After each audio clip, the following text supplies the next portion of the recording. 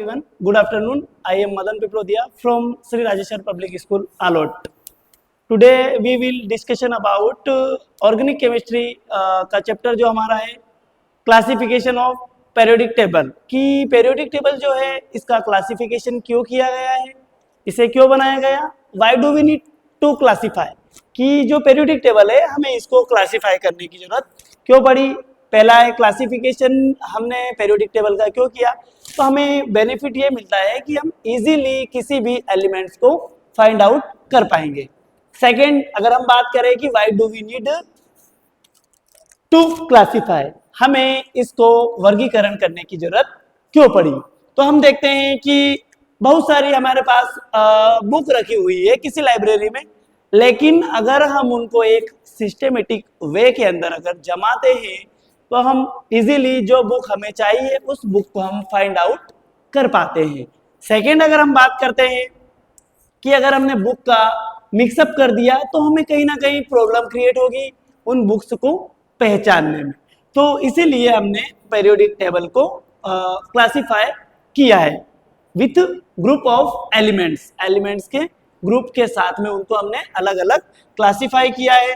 आगे की अगर हम बात करें कि व्हाई डू वी नीड, तो सिस्टमेटिक वे ऑफ ऑर्गेनाइजिंग और नॉलेज बाय क्लासिफाइंग एलिमेंट्स। यहाँ तक बच्चों आपको समझ में आया ये कि किसी भी एलिमेंट्स को हम डिटेल में क्लासिफाई करें या उसको अच्छे से सिस्टमेटिक वे में अगर हमने रखा है, सपोज करो कि एस ब्लॉक के एलिमेंट्स हैं हमारे पास, ठीक है, हीलियम, लिथियम, पोटेशियम, तो हम इजीली ग्रुप फर्स्ट के एलिमेंट्स हैं तो हम इजीली इनको फाइंड आउट कर पाएंगे, इनको इजीली हम पहचान कर पाएंगे। आगे बात करें हम कि हमें इनकी जरूरत क्यों पड़ी है, तो हम देखते हैं और भी आगे, ठीक है। आगे हम बात करते हैं कि development of periodic tables. Second जो हमारा कॉन्सेप्ट होता है डेवलपमेंट ऑफ पेरियोडिक टेबल, कि जो पेरियोडिक टेबल है इस पेरियोडिक टेबल का हमें डेवलपमेंट करने की जरूरत क्यों पड़ी, ताकि हम उसे एक बेसिक वे में पहचान कर पाए। तो उसके लिए अनेक साइंटिस्ट की हम बात करें तो डिफरेंट मैनी टाइप्स के अलग अलग साइंटिस्ट आए जिन्होंने अपने कुछ रूल्स दिए। पहले हम बात करेंगे डोबेराइनर की, डोबेराइनर ट्रेंड्स, ठीक है, जिसे हम हिंदी में कहते हैं डोबेराइनर का त्रिक नियम। सेकेंड हम बात करते हैं न्यूलैंड्स ऑक्टेट रूल्स, जिसे हम बोलते हैं हिंदी में न्यूलैंड का अष्टक का नियम। थर्ड हम बात करेंगे मोस्ट इंपोर्टेंट जो हमारे लिए रहता है, जिसे हम कहते हैं मेंडलीव पेरियोडिक टेबल्स।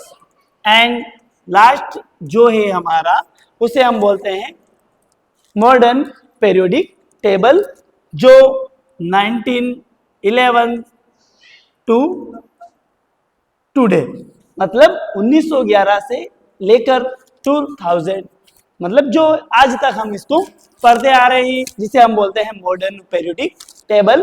इसको जो डिस्कवर किया था उन साइंटिस्ट का नाम था हेनरी मोजले, ठीक है बच्चों।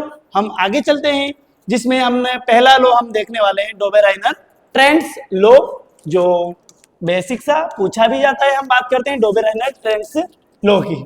तो ट्रेंड्स का मीनिंग होता है 3 एलिमेंट्स। कितने एलिमेंट्स? 3, लिख भी रखा है यहाँ पर, ट्रेंड्स मीन्स 3 एलिमेंट्स, 3 एलिमेंट्स। अब जो साइंटिस्ट थे डोबेराइनर, उन्होंने 3 एलिमेंट्स के सेम ग्रुप वाले एलिमेंट्स को उठाया। कितने एलिमेंट्स को उठाया उन्होंने?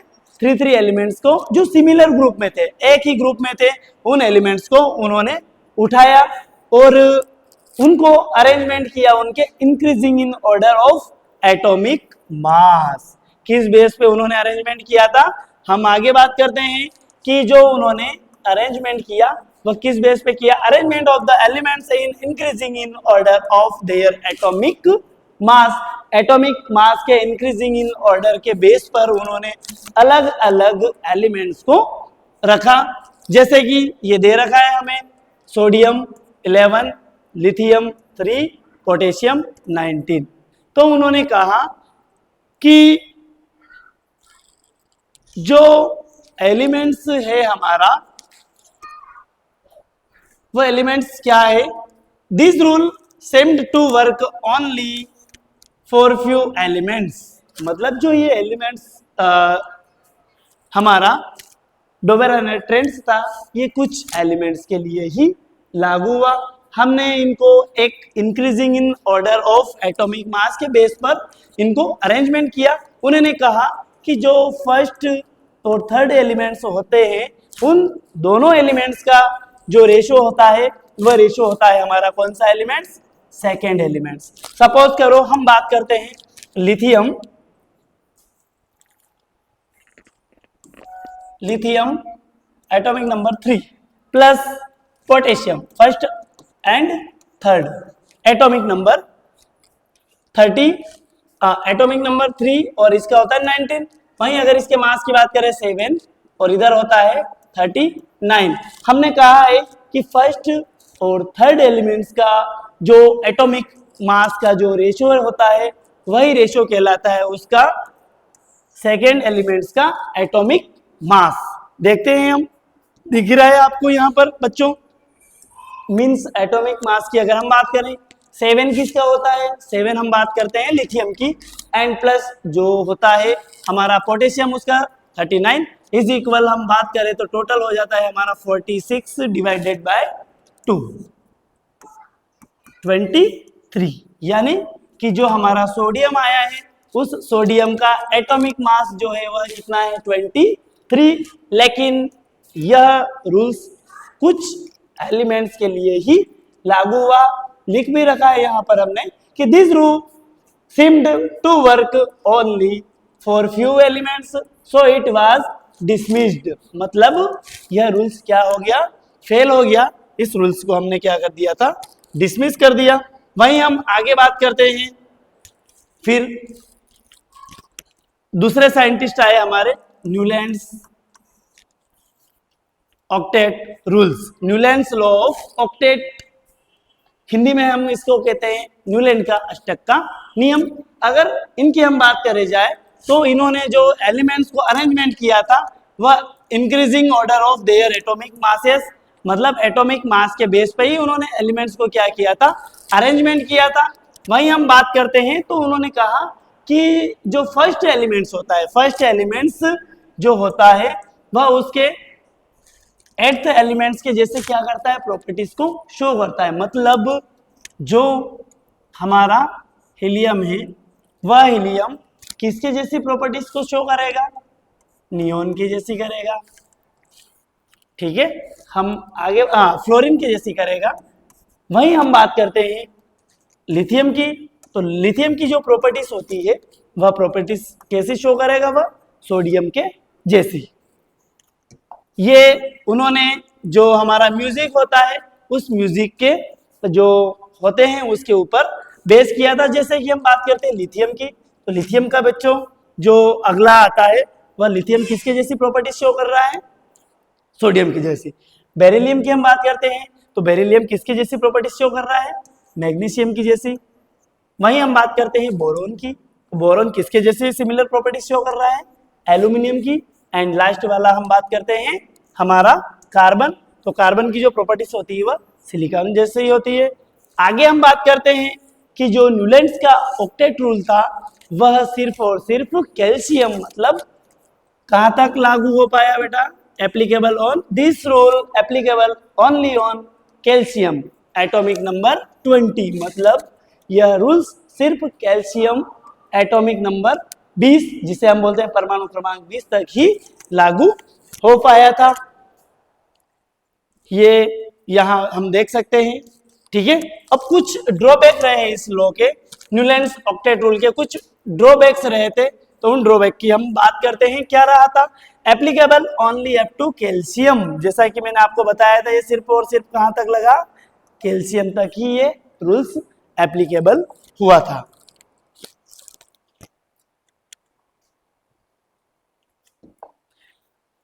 थर्ड रूल की हम बात कर रहे थे बच्चों, जो हमारा है, यहीं से हमारा स्टार्ट होता है मेंडलीफ पेरियोडिक टेबल्स।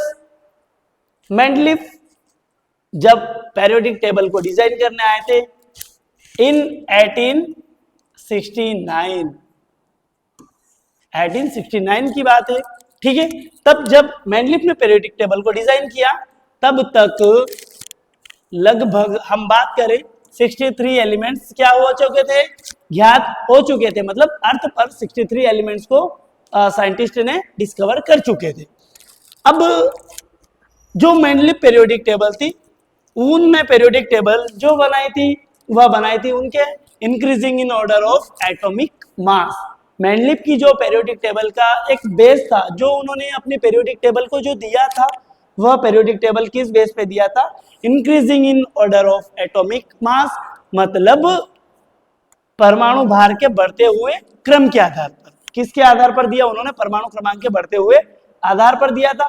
मेंडलीफ की पीरियोडिक टेबल की अगर हम बात करें तो मेंडलीफ की पीरियोडिक टेबल में जो ग्रुप थे, टोटल ग्रुप्स थे 8, जिसे हम बोलते हैं वर्टिकल कॉलम। क्या बोलते हैं उनको हम, वर्टिकल कॉलम।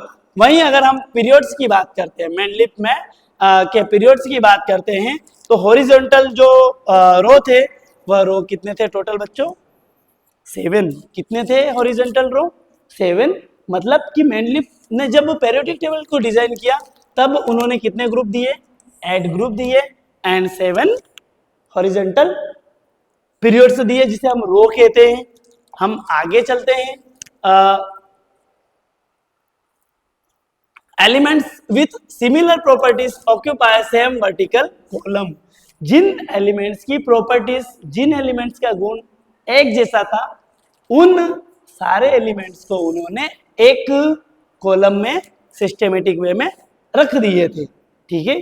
हम आगे बात करते हैं वही मेंडलीफ पीरियोडिक लॉ की। यहां से क्वेश्चन बनता है कई बार हमारा, जो मोस्ट इंपोर्टेंट होता है कि what is Mendeleev periodic law, जिसे कि हमने आपको पहले ही बताया था कि किसी भी एलिमेंट्स की अगर हम बात करें तो पहले कहीं ना कहीं उसका फिजिकल और केमिकल प्रॉपर्टीज को हम डिटरमाइन करते हैं। Physical properties in the sense उसका मेल्टिंग पॉइंट कितना है, उसका बॉइलिंग पॉइंट कितना है, उसका डेंसिटी कितना है, सभी को हम क्या करते हैं वहां पर आइडेंटिफाई करते हैं। तो Mendeleev, what is Mendeleev periodic law, कई बार ये 2 नंबर का क्वेश्चन हमारे लिए क्लास 11th में बनता है।